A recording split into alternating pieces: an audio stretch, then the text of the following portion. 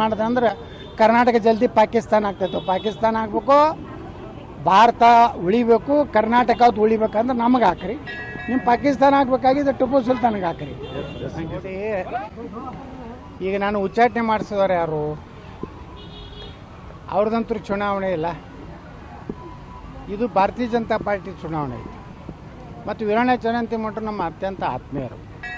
ನಮ್ಮ ಕಷ್ಟ ಸುಖದಾಗ ಯಾವಾಗಲೂ ನಮ್ಮ ಜೊತೆಗಿದ್ದ. ರಾಜಕಾರಣದಾಗ ನಮ್ಮ ಹಿಂದಿನ ಜೀವನದಲ್ಲಿ ಯಾರ್ಯಾರು ಸಹಾಯ ಮಾಡಿರ್ತಾರೆ, ಯಾರು ಕಷ್ಟದಾಗ ಬಂದಿರ್ತಾರೆ, ಯಾವ ಪಕ್ಷ ನನ್ನನ್ನು ಬೆಳೆಸೈತಿ, ಇವೆಲ್ಲನೂ ಮನುಷ್ಯನ ಬಳಿ ಕೃತಜ್ಞತೆ ಇರಬೇಕು.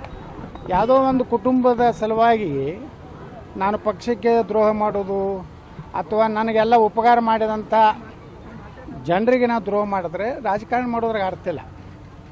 ಈಗ ಅವ್ರು ಹೇಳ್ತಾರೆ ಸಿದ್ದರಾಮಯ್ಯನವರು ಎಂ ಬಿ ಪಾಟೀಲ್ ಹೇಳ್ತಾರೆ ಮಾನ ಮರ್ಯಾದೆ ಇದ್ರು ಹೋಗಬಾರ್ದು ಅಂತೇಳಿ.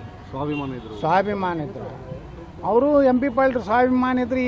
ಇಲ್ಲಿ ಒಬ್ಬ ಹಚ್ಚಡ ಶಿವಾನಂದ ಮಂತ್ರಿ ಅದಾನಲ್ಲ ಬಾಗೇವಾಡ್ಯಾಗ, ಅಲ್ಲಿಯೂ ಅವರು ಪ್ರಚಾರಕ್ಕೆ ಹೋಗಬಾರ್ದು. ಯಾಕಂದ್ರೆ ಅಲ್ಲಿ ಬಬಲೇಶ್ವರನಾಗ ಹಚ್ಚಡೋದು ಅವ್ರ ತಮ್ಮಂದೇ ಮಾಡ್ತಾರೆ ಎಲೆಕ್ಷನ್.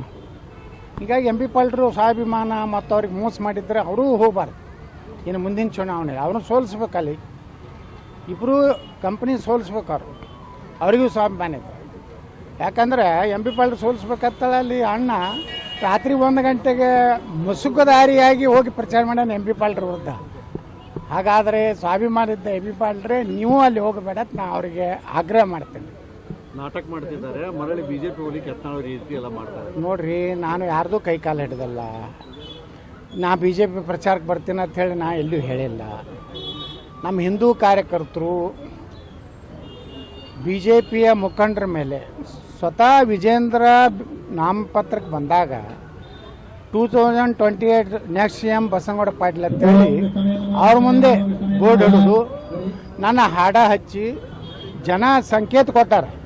2028ಕ್ಕೆ ನಾವು ಯತ್ನಾಳ್ ಅವ್ರನ್ನೇ ಮುಖ್ಯಮಂತ್ರಿ ಒಪ್ಕೋತೀವಿ, ನೀನು ಒಪ್ಪೋದಿಲ್ಲ ಅಂತ ಅವನ ಮುಂದೆ ಹೇಳದ ಮ್ಯಾಗ ಜನರ ಭಾವನೆ, ಹಿಂದೂಗಳ ಭಾವನೆ. ಇವತ್ತು ವೀರಣ್ಣ ಚರಂತಿಮಠರು ಒಬ್ಬ ಹಿಂದೂ, ಅವರು ಒಬ್ಬ ಪ್ರತಿನಿಧಿತ್ವ ಕೊಡ್ತಾರೆ ಅಂತ ನನಗೆ ವಿಶ್ವಾಸ ಐತಿ. ಅವರು ಹಿಂದೂಗಳ ಓಟ್ ಮ್ಯಾಗನೇ ಆರಿಸಿ ಬರೋರು ಚರಂತಿಮಠರು. ಇವ್ರೇನು ಸಾಬ್ರೇನು ಹಾಕೋದಿಲ್ಲ ಅಲ್ಲಿ. ಅದನ್ನು ನಾವು ತೆಗೆದು ಬಿಡಬೇಕು ಫೈಲ್ ನಂದು. ಅದಕ್ಕೆ ಚರಂತಿಮಠರು ಭಾರತೀಯ ಜನತಾ ಪಾರ್ಟಿ ಅದ್ರ ಋಣ ಇದೆ, ನಾವು ಹೋಗ್ಬೇಕಾಗಿದೆ. ಪರವಾಗಿ ಪ್ರಚಾರ ಮಾಡಕ್ಕೆ ಹೋಗ್ತೀರಿ ನೋಡ್ರಿ, ಅವ್ರೇನು ಕರೆದಿಲ್ಲ. ಅಲ್ಲೇ ಆಹ್ವಾನ ಇಲ್ಲ ದಾವಣಗೆರೆಗೆ. ಆಹ್ವಾನ ಇಲ್ಲಾರ್ದಲ್ಲಿ ಯಾಕೆ ಹೋಗ್ಬೇಕು? ಇಲ್ಲಿ ಎಲ್ಲ ನಮ್ಮ ಕಾರ್ಯಕರ್ತರು ಒಂದೇ ಸವನೆ. ಇವರೆಲ್ಲ BJP ಮುಖಂಡ್ರೇನು ಹೋಗ್ಯಾರ. ಇಲ್ಲಿದು ಕೆಲವೊಂದು ಮಂದಿ ಹೋಗ್ಯಾರ. ಸೋಕಾಲ್ಡ್ ಲಪುಟ್ರ ಕಂಪ್ನಿ ಹೋಗೈತಿ ಇಲ್ಲಿದು. ಬಿಜಾಪುರ್ನಾಗ ಇಲ್ಲ, ಬಿಜಾಪುರ್ನಾಗ ಮುಸ್ರಿಫ್ನ ಇಲೆಕ್ಷನ್ ಮಾಡಿದ ಕಾರಣ ನನ್ನ ಮಕ್ಕಳು ಇವತ್ತು ಬಾಗಲಕೋಟೆಯಾಗ ಹೋಗಿ ಬಿಳಿಗಡ್ಡ ಬಿಟ್ಕೊಂಡು ವಿಜೇಂದ್ರ ಜೋಡ ಅಡ್ಡಾಡಿದ್ರ ಇಲ್ಲೇನು ಮಾಡ್ಯಾರ ಅವ್ರು ಹಗಲು ರಾತ್ರಿ. ಆ ಸೋಲ್ಸಿದ ಗ್ಯಾರಂಟಿ ನೋಡಿ. ನಮ್ಮ ಕಾರ್ಪೊರೇಟರ್ಗಳನ್ನೆಲ್ಲ ಸೋಲಿಸ್ಬೇಕಂತೇಳಿ ಆಟೋ ರಿಕ್ಷಾ ತೊಗೊಂಡು ನಿಂತ ಕಳ್ಳ ನನ್ನ ಮಕ್ಕಳೆಲ್ಲ ಪ್ರಚಾರಕ್ಕೆ ಹೋಗ್ಯಾರ. ಇವೆಲ್ಲ ನಕಲಿ BJPಯವರು ಪ್ರಚಾರಕ್ಕೆ ಹೋಗೋದ್ರಿಂದ. ಇನ್ನೊಬ್ಬ ಗ್ರೇಟ್ ಅದಾನ ಇಲ್ಲಿ ನಮ್ಮ ಜಿಲ್ಲಾದಾಗ, ಒಬ್ಬ ದೊಡ್ಡ ಹೋರಾಟಗಾರ, ರೈತ ಹೋರಾಟಗಾರ. ಅವಾಂತರ ಏನು ಅವ್ನ ಭಾಷಣ ಬಾ ಬಾ ಬಾ ಬಾ ತಾನೇ ಆರಿಸಿ ಬಂದಿಲ್ಲ, ಅಲ್ಲಿ ಹೋಗಿ ಲೀಡ್ ಕೊಡ್ತಾನಂತ ಹೋಗಿ ಹೇಳ್ತಾನೆ ಅಂತ. ಈ ಕಳ್ಳರಿಗೆ ಹಂಗೇನು ಹೋಗೈತಿಲ್ಲ ಬಿಜಾಪುರನಿಂದ. ಇವ್ರು ಹೋಗಿದ್ದಕ್ಕೇನು ಅಲ್ಲಿ ಉದ್ಧಾರ ಆಗೋದಿಲ್ಲ BJP. ಇವ್ರು ಇಲ್ಲಿ ಮುಸ್ರಿಫ್ ಇಲೆಕ್ಷನ್ ಮಾಡಿದ್ದು ಓಪನ್ ಐತಲ್ರಿ. ಮುಸ್ರಿಫಿನ ಜೋಡ ಊಟ ಮಾಡಿದ್ದು, ಅವನ ಜೋಡ ಹೋಟೆಲ್ ಉದ್ಘಾಟನೆದಾಗ ಯಾರ್ಯಾರು ರಾಮನವಮಿ ಮಾಡೋ ಕಂಪ್ನಿ ಎಲ್ಲ ಮುಸ್ರಿಫ್ ಜೋಡನೆ ಕೂತು ತಿಂತಾರಲ್ಲ ಮಕ್ಕಳು, ನನಗೆ ಹೇಳ್ತಾರಲ್ಲ. ಇವರೆಲ್ಲರೂ ಅಲ್ಲಿ ಹೋಗಿನೂ ಚರಂತಿಮಠರು ಸೋಲ್ಸಲಕ್ಕೆ ಹೋಗಿರ್ತಾರೆ ಅವರು. ಯಾಕಂದ್ರೆ ಪಾಪ ಇನ್ನೂ ಸಿದ್ದರಾಮಯ್ಯನವ್ರದ್ದು ಉಪಕಾರ ಕೆಲವೊಂದು ಮಂದಿ ಮ್ಯಾಗ ಐತಿ BJP. ಅಲ್ಲ, ಯತ್ನಾಳ್ ಅವರು ನಾಟಕ ಮಾಡ್ತಿದ್ದಾರೆ, ಮರಳಿ ಬಿಜೆಪಿಗೆ ಹೋಗ್ಬೇಕಾಗಿದೆ, ಅದಕ್ಕೆ ಇಂಥವೆಲ್ಲ ನಾಟಕ ಮಾಡಿರ್ತಾನೆ ಎಂ ಬಿ ಪಾಟೀಲ್ ಹೇಳಿದ್ರು. ನಾನು ನೋಡ್ರಿ, ನಾನು ನಾಟಕ ಮಾಡೋ ಪ್ರಶ್ನೆಯೂ ಇಲ್ಲ. ನಾನು ನಾಟಕ ಮಾಡ್ತಿದ್ರೆ ಅವಾಗೇ ಈ ಯಡಿಯೂರಪ್ಪ ಅವರ ಮಕ್ಕಳಿಗೆಲ್ಲ ಕಾಲು ಮುಗಿತಿದ್ದೆಲ್ಲ, ಅಪ್ಪಾಜಿ ಅಂದ್ಬಿಡ್ತಿದ್ದೆ. ಅಪ್ಪಾಜಿ ನೀವೇ ನಮ್ಮ ತಂದೆ ತಾಯಿ ಎತ್ತಿದ್ದೆ. ನಾ ಯಾಕೆ ಅಂದೆ? ನಾನು ಇನ್ನೂ ಅನ್ನೋದಿಲ್ಲ. ನಾ BJP ಸಲಾಗಿ ಹೋಗ್ಲಕತ್ತೀನಿ, ನರೇಂದ್ರ ಮೋದಿಯವ್ರ ಸಲಾಗಿ ಹೋಗ್ಲಕತ್ತೀನಿ, ನಮ್ಮ ಹಿಂದೂ ಕಾರ್ಯಕರ್ತರ ಸಲಾಗಿ ಹೋಗ್ಲಕತ್ತೀನಿ. ಯಾರ್ದು ಕೈಕಾಲು ಮುಗಿದಿಲ್ಲ. ನಾ BJPಗೆ ತಗೋತೇಳಿ ಎಲ್ಲಿನೂ ನಿಮ್ಮ ಮುಂದೆ ಇವತ್ತು ಹನುಮಂತೇವ್ರ ಗುಡಿಯಾಗ ನಿಂತೀನಿ. ಯಾವ ಲೀಡರ್ಗಳ ಬಳಿ ಹೋಗೋದಿಲ್ಲ. ಇದು ಹನುಮಂತೇವ್ರ ಗುಡಿಯಾಗ ಹನುಮ ಜಯಂತಿ ದಿವಸ ಹೇಳಕತ್ತೀನಿ. ನಾನು BJPಗೆ ತಗೋರತ್ ನಾ ಹೋಗೋದಿಲ್ಲ. ಬಿ ಜೆ ಪಿಯವರೇ ನಾನು ಕರ್ಕೊಳ್ಳೋಂಥ ಕಾಲ ಬರ್ತದೆ, ನನ್ನೇ ಮುಖ್ಯಮಂತ್ರಿ ಅಭ್ಯರ್ಥಿ ಮಾಡೋ ಕಾಲ ಬರ್ತದೆ. ಅದಕ್ಕೆ ಇಡೀ ಕರ್ನಾಟಕದ ಹಿಂದೂ ಕಾರ್ಯಕರ್ತರು ಸಿದ್ಧರಾಗ್ಯಾರ. 2028ಕ್ಕೆ ಕರ್ನಾಟಕದಾಗ ಹಿಂದೂ ಸರ್ಕಾರ ಬರ್ತದೆ. ಈಗೇನು ಗುಂಡಾಗಿರಿ ಮಾಡ್ಲಕ್ಕತ್ತಲ್ಲ ಕೆಲವೊಂದು ಕರೆ ನಮ್ಮ ಗಣಪತಿ ಮೆಕ್ಕಲ್ವಿಗೆ ಅವರು ನಮ್ಮ ಎಲ್ಲ ಸ್ಕೀಮ್ಗಳನ್ನು ಎಲ್ಲ ನಮ್ಮ ಸಿದ್ದರಾಮಯ್ಯ ಹೊರಗೆ ಕೊಟ್ಟಾರೆ. ಸಿದ್ದರಾಮಯ್ಯನು ಏನಾರು ಹಿಂದೂ ಪರವಾಗಿ ಸ್ಕೀಮ್ ಕೊಟ್ಟಿದ್ರೆ ನಾನು ನ್ಯೂಟ್ರಲ್ ಉಳಿತಿದ್ದೆ. ಅವರು ನೀವು ನೋಡಿಬಿಡ್ರಿ ಮೊನ್ನೆ ಬಜೆಟ್, ಹಿಂದೂಗಳು ಇರಬೇಕೋ ಬೇಡ, ಹಿಂದೂ ಮುಸ್ಲಿಂ ಹೆಣ್ಮಕ್ಳಿಗೆ ಆತ್ಮರಕ್ಷಣೆಗಾಗಿ ಶಿಕ್ಷಣ ಕೊಡ್ತಾರೆ. ಅಂದ್ರೆ ಯಾರನ್ನ ಹೊಡಿಸ್ಬೇಕತ್ತಾರೆ ಇವ್ರು? ಆತ್ಮರಕ್ಷಣೆ ಅಂದ್ರೆ ಏನು ಹಿಂದೂ ಹೆಣ್ಮಕ್ಳೇನು ಯಾರ ಜೋಡ್ರೆ ಏನಾರು ಹೊಡಿದು ಬಡಿದು ಗುಂಡಾಗಿರಿ ಮಾಡ್ತಾರೆ ಹಿಂದೂ ಹೆಣ್ಮಕ್ಳು? ಮುಸ್ಲಿಂ ಹೆಣ್ಮಕ್ಳನ್ನ ಅಲ್ಲಿ ಟ್ರೈನಿಂಗ್ ಕೊಡೋದು ಅಂತ ದುರ್ದೈವ. ಮುಸ್ಲಿಂ ಹುಡುಗರು ಹೆಚ್ಚಿನ ವಿದ್ಯಾಭ್ಯಾಸಕ್ಕೆ ಹೋದ್ರೆ 30 ಲಕ್ಷ ರೂಪಾಯಿ ಕೊಡ್ತಾರೆ. 100 ಪಬ್ಲಿಕ್ CBSE ಸ್ಕೂಲ್ ಮಾಡ್ತಾರೆ. CBSE ಸ್ಕೂಲ್ ಪಬ್ಲಿಕ್ ಎಲ್ಲ ಹಾಸ್ಟೆಲ್ಗಳು ಎಲ್ಲ ಸಮಾಜದವ್ರು ಕೂಡಿರೋ ಅಂತಂದು ಮಾಡಬೇಕು. ಈ ಉರ್ದು ಶಾಲೆಗಳನ್ನು ನಿರ್ಮಾಣ ಮಾಡೋದು, ಕನ್ನಡದಲ್ಲಿ ಹೋಗ್ಬೇಕು.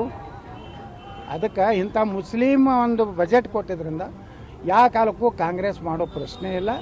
ಕಾಂಗ್ರೆಸ್ ಜೋಡ ಹೊಂದಾಣಿಕೆಯಾಗಿ ನಾ ದಾವಣಗೆರೆಯಾಗ ರಾತ್ರಿ ಕಾಂಗ್ರೆಸ್ ಯಾರ್ದಾರು ಸ್ವಾಮಿಗಳ ಕಡೆಯಿಂದ ಹೇಳಿಸೋದು, ಶಾಮನೂರು ಭಾಳ ದೊಡ್ಡ ಕುಟುಂಬ, ಅಂಥ ಹಲ್ಕ ಕೆಲಸ ನಾವು ಮಾಡೋದು.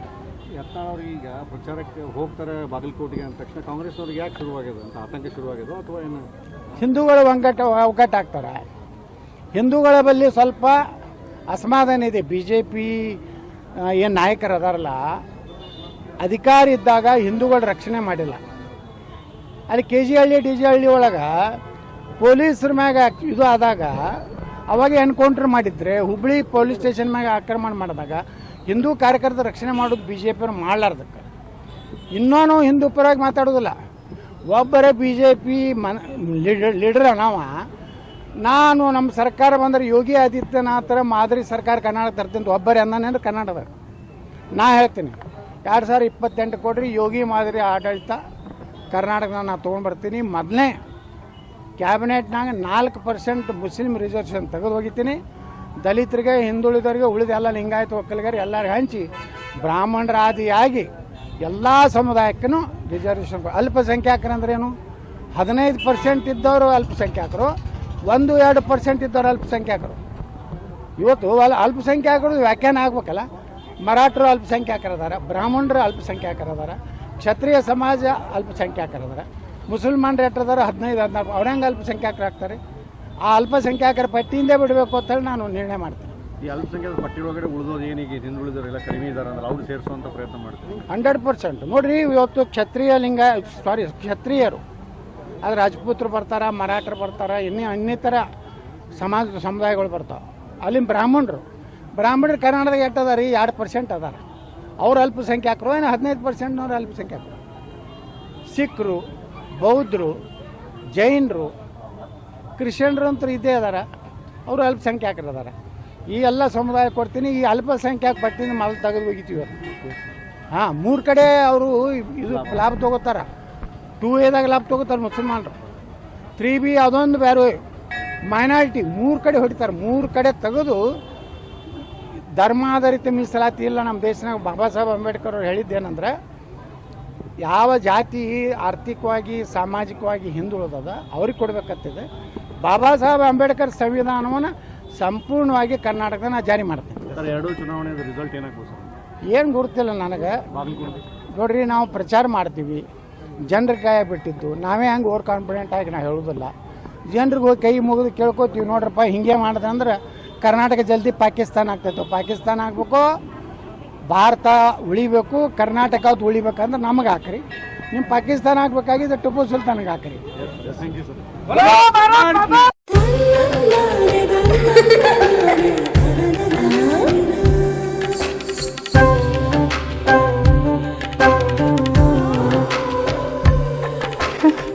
ನನ್ನ ಸುಂದರವಾದ ಪುಟ್ಟಿ.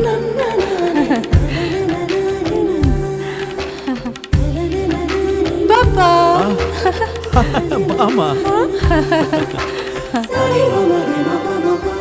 ಇದು ಹಲ್ದಿಗಲ್ವೇ? ಇದು ಮೆಹಂದಿ. ಇದು ಅದು ರಿಸೆಪ್ಷನ್ಗೆ.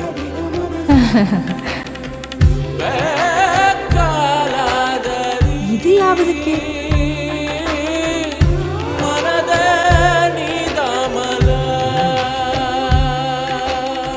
Me Sultan Diamonds and Gold. Your life, your moments. Treasure the golden moments of your life.